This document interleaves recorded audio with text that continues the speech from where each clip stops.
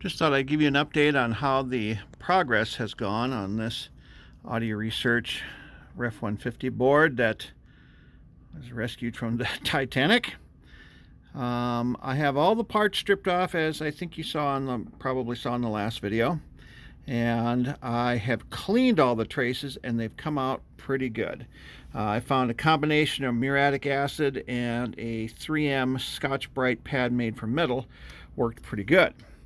And so here is the traces as they came out. These have still got some cleaning left to do. There's still some more work to do. But down here on the bottom half, this is where I applied some of this MG Chemicals liquid tin.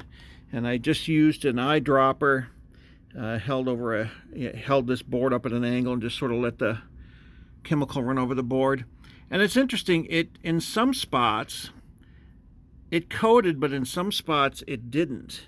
And even after multiple applications, like here in this corner here of it, it didn't work. But I also noticed there's some flux here.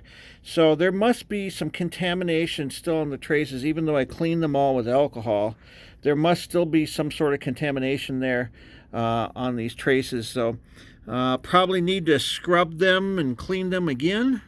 And maybe a couple of applications of the liquid tin before the board is really ready to go. But it's looking pretty good. I mean, it's a heck of a lot better than it was when I pulled it out of there. Unfortunately, this here, there's not much I can do about. This is board damage here from the stack of resistors that goes here. Just a ton of heat dissipated in this area here, and all Ref150s do this to this area. You know, this really should have been done in a different way. There's a lot of things about this design that are really strange that I don't quite understand why they did it. You know, for example, the front end FETs are run off of 320 volts, and they drop 300 volts across a bunch of resistors to get down to the 20 volts here.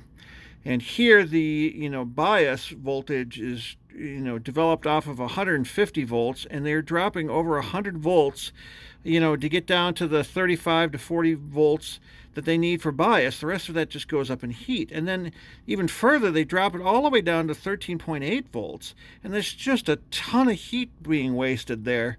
So I don't quite understand why they do that, but whatever. Some spots here have some heat crazing on the board. There wasn't much I could do about it in these areas here.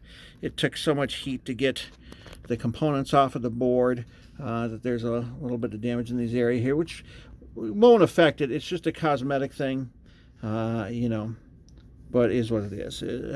It's going to be a heck of a lot better than it was, and it will run once again. I have this area down here cleaned up pretty well. There's still some traces here I need to hit and clean up, and there's still a lot of solder that I need to remove from these areas up here before the board will be ready to go. But progress. We're making some progress. So it's good. Things are going to kind of slow down a little bit after this. I have a bunch of other work I need to get done, and then I'll get back to this as I have time in little steps here. Once we get the board completely cleaned and completely retinned, I might even have to go over these traces with solder, a light coat of solder or something on here.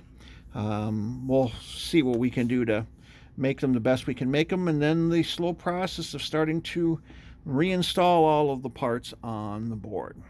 So, hope everyone's having a good day.